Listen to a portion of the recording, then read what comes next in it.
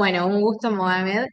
Primero, para adentrarnos en la región del Sahel, queríamos preguntarte cuáles son los factores que están explicando la inestabilidad política que hay y, bueno, los recientes golpes de Estado que hubo en algunos de los países parte. Buenos días, pues un gusto. La verdad es que el tema del Sahel y de los diferentes países que forman parte de esa región o de esa subregión, no sé cómo calificarlo porque es una región bastante grande con varios estados y que ha conocido en los 15 últimos años muchos cambios, muchas amenazas que permiten entender por qué hubo esos cambios políticos y esos golpes de estados durante los últimos años, pero la realidad es que es un tema, voy a decir, con muchos factores. No es solo el factor de la estabilización en materia de seguridad y de terrorismo, es también un problema de construcción del Estado desde las independencias en 1960, es un problema de gobernanza, es un problema de Estado de Derecho, es un problema también de desarrollo económico muy fuerte. Y todos esos elementos combinados finalmente crearon ese tipo de situación caótica a partir del 2020 y hemos visto que principalmente en tres países que son Mali, Burkina Faso y Níger, hemos visto golpes de Estado que sorprendieron a mucha gente y con consecuencias diplomáticas con Francia sobre todo y geopolíticas de manera más amplia muy importantes. Y en este contexto de inestabilidad, ¿qué rol juegan actores externos como Rusia, como China, como Irán y como otros países que están ahí, que vemos presentes en distintos aspectos, en distintas áreas, quizás más o menos, pero en estos países, en esta región y también en este discurso contra Francia? Sí. Pues Francia, como actor histórico, que fue la potencia colonial, obviamente tiene muy mala fama con esos nuevos gobiernos. Y hay países como Rusia, sobre todo, que ha usado ese discurso anticolonial en contra de los franceses, apoyando a personas o a movimientos anti-franceses y sobre todo de idioma francés. Eso es lo más chistoso. Pero lo que hemos visto también es que Rusia y China tienen dos estrategias un poco distintas en la región. Rusia está apoyando a diferentes países, pero sobre todo a Mali y el grupo Wagner, que se transformó en Africa Corps, ha jugado un papel importante en la lucha antiterrorista, con unas derrotas también, pero también apoyó mucho al gobierno de Mali contra de los grupos terroristas y también en el norte del país en contra de grupos separatistas. Eso es elemento, que son dos cosas distintas en el Azawad. El otro tema es que Rusia está usando sobre todo el apoyo militar para, voy a decir, imponerse en la región. Y lo han iniciado en realidad fuera del Sahel, en la República Centroafricana. Así lo hicieron y también con problemas después con una parte de la población, pero así lo hicieron. Y Mali es el actor clave para ellos en el Sahel, mucho más que Burkina Faso y Níger. China ha tenido una estrategia sobre todo económica, porque hay un tema de recursos. Níger, por ejemplo, tiene petróleo, China necesita ese petróleo, pero Níger no tiene la capacidad financiera para construir oleoductos, para sacarlo, porque no tiene acceso al mar. Intentaron firmar diferentes acuerdos con Níger, con también Benín, porque Benín tiene acceso al océano y construir ese oleoducto, pero hubo muchos problemas de seguridad, con muchos empleados chinos que fueron secuestrados, más problemas diplomáticos entre China y los nuevos gobiernos, sobre todo el nuevo gobierno de Níger con los militares que quisieron renegociar un poco los acuerdos y China se está involucrando sobre todo en el tema económico, desarrollo económico, infraestructuras, etcétera.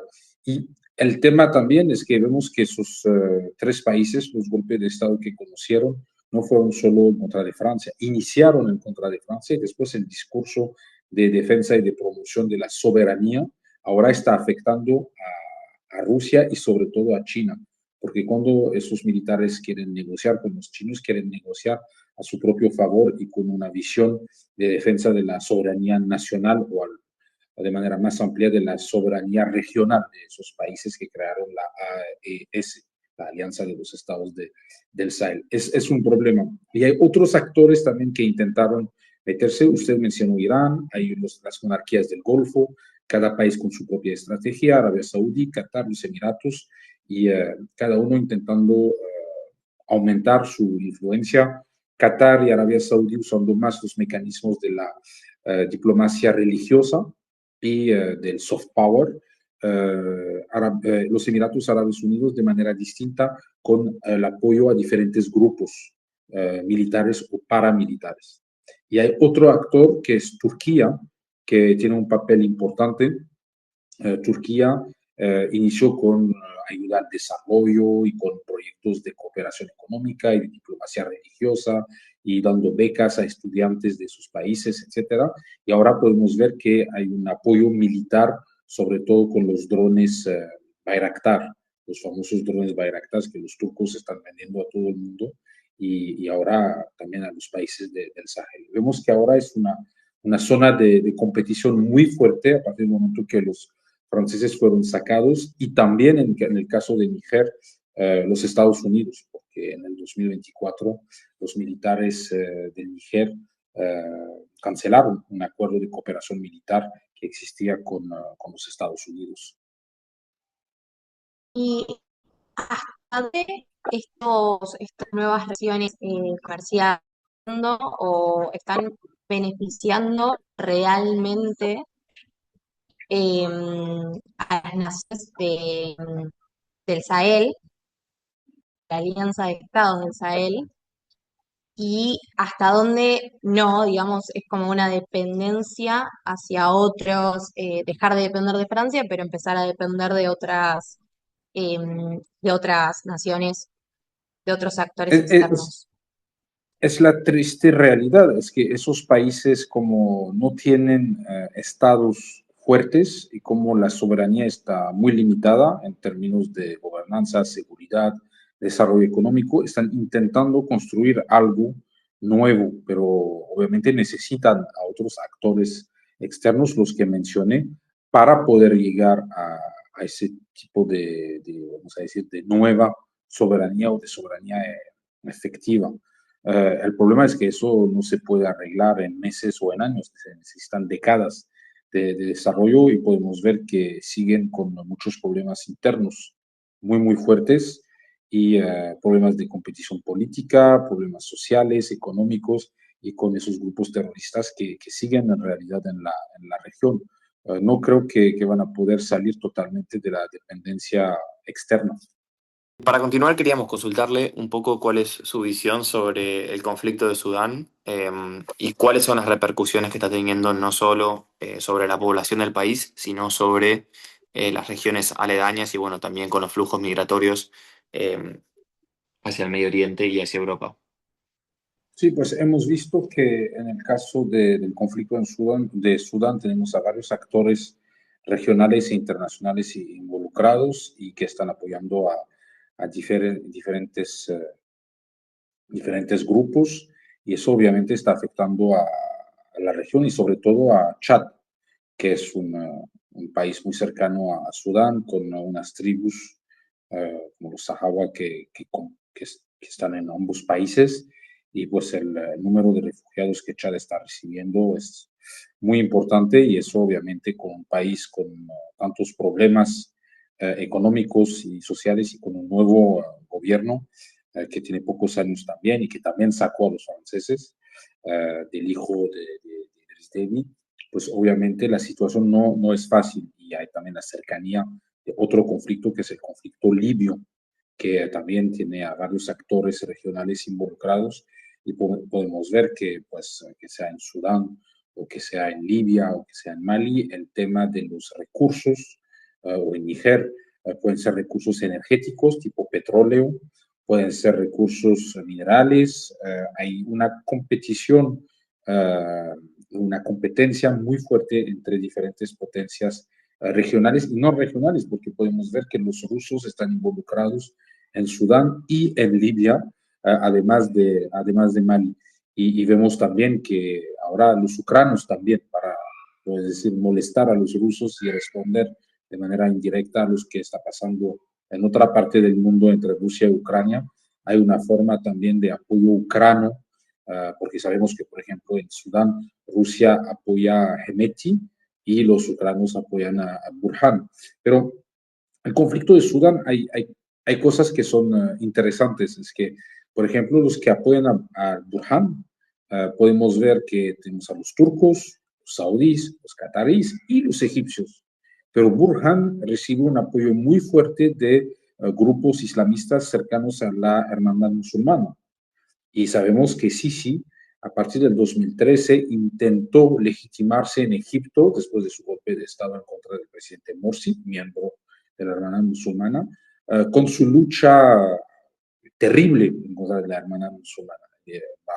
Ha basado toda su legitimidad sobre eso y diciendo que la estabilidad de Egipto no se podía hacer sin una destrucción total de ese movimiento. Y pues el chiste es que un poquito más de 10 años después está apoyando a Burhan, que él recibe el apoyo de la hermandad musulmana versión sudaní.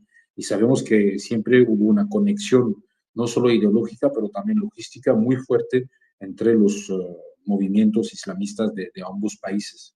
Y es toda la paradoja de la situación actual de ver unas alianzas que pueden sorprender. Que Qatar apoya al Burhan o Turquía no sorprende tanto, pero un país como Egipto es interesante. El argumento de Sisi es decir, conozco al Burhan desde más de 40 años, hemos estudiado en la misma academia militar, pero no creo que sea suficiente para explicar los intereses entre ellos.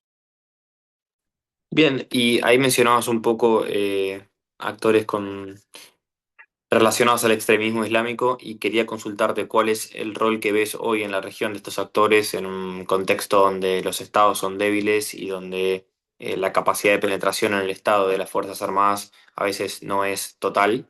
¿Qué rol ves que estos actores están jugando en la política doméstica hoy por hoy? Pues hoy tenemos a diferentes gobiernos encabezados por militares en los tres países que he mencionado al inicio, que son Mali, Burkina Faso y Níger, y esos países se enfrentaron en los 15 últimos años a varios grupos extremistas y terroristas que usaron la religión musulmana para intentar destruir no solo a los estados, que eran débiles, pero también a las sociedades.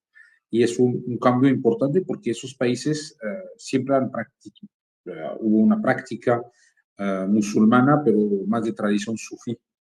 Y eso es el cambio enorme porque obviamente en esos países no hay solo musulmanes, hay también cristianos, por ejemplo, y la coexistencia siempre ha sido, voy a decir, normal y desde siglos.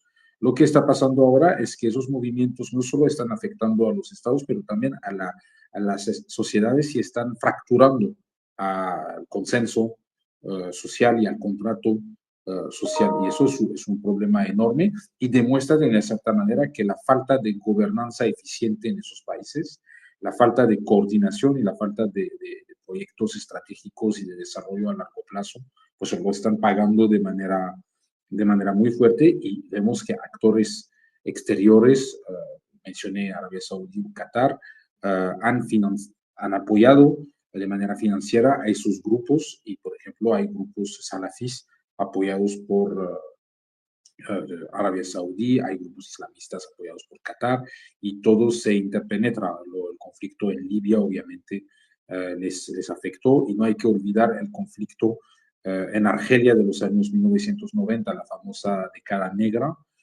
Por ejemplo, cuando se hablaba hace unos años de ACMI, Al-Qaeda en el Magreb Islámico. ACMI es una continuación del GSPC argelino, que nació después del GIA, el Grupo Islámico Armado, durante la Guerra Civil Argelina, que nació después del FIS, el Frente Islámico Salud. Y todos esos movimientos finalmente son interconectados y hay una evolución y hay, voy a decir, como una forma de mercadotecnia, de marketing político de cambio de nombres, de alianzas, etcétera, y más que un problema de religión o de ideología, es también un tema de recursos. Vemos que esos grupos son por gran parte híbridos y involucrados en temas como tráfico de armas, tráfico de drogas, tráfico humano de seres humanos, y pues eso demuestra que han destruido realmente las sociedades de sus países, y el proyecto de esos nuevos gobiernos de salir adelante va a ser muy, muy difícil. Bien, y te hacemos una última consulta para cerrar. Hablamos del rol de Rusia, el rol de China, también de los países del Golfo Pérsico y de Turquía. En este caso queríamos consultarte sobre el rol de la Unión Europea. Se ha hablado mucho del rol de Níger como de alguna forma tapón o embudo eh, que la Unión Europea ha utilizado para tratar de frenar los flujos migratorios de África.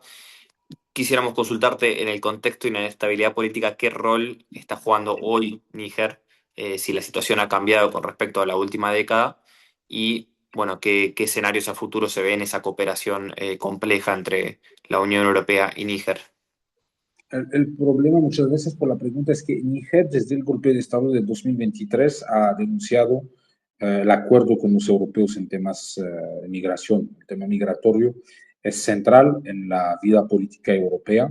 Es un tema importante para la Unión Europea y para los Estados miembros de la Unión Europea, porque en el debate público, obviamente, hay partidos que están usando ese tema migratorio para fortalecerse para las elecciones. Pero todo el tema ahora es que la falta de estabilidad en Libia desde el 2011, la crisis ahora que existe entre los europeos y Níger desde el 2023, eso está poniendo muchos problemas a países como Túnez y Argelia, porque la Unión Europea les va a pedir más apoyo para pedir a esa gente cruzar, pero el tema es que sus países van a pedir más dinero para poder hacerlo. Es todo el tema de la negociación. También en Túnez hay otros problemas como una transición democrática que inició en el 2011 y que se paró en el 2021 con el presidente Kais Saied. En Argelia es un régimen muy específico con su propia ideología y su propia trayectoria, y con conflicto permanente, conflicto diplomático permanente con los franceses, sobre todo, y buenas relaciones con los italianos. Todo eso va a generar mucho debate dentro de la Unión Europea, mucha competencia, competición entre los europeos para poder llegar a acuerdos específicos, pero la Unión Europea no va a tener de otra de negociar de manera fuerte y intentar encontrar soluciones para Níger, sobre todo para permitir el desarrollo no solo económico, pero el desarrollo del Estado de Níger, porque sin un Estado eficiente, pues Níger no va a poder hacer nada, y obviamente con las tres fronteras con sus vecinos y con la situación económica y en materia de seguridad, que es un desastre, pues obviamente la gente se quiere ir, y sin planes a largo plazo lo veo difícil, pero con los actores que mencioné justo antes, que como China, Rusia, Turquía, etcétera, que tienen otros objetivos con esos países y otras prioridades, los europeos en realidad van a ser cada vez más afectados, y no veo a corto plazo cómo podrían reducir la presión migratoria. Bueno, muchísimas gracias por darnos esta entrevista. Ha sido sin duda muy enriquecedora. Muchas Bueno, gracias. muchas Un gracias. placer, y gracias por la invitación, gracias a todos, y hasta luego, hasta pronto, muchas gracias.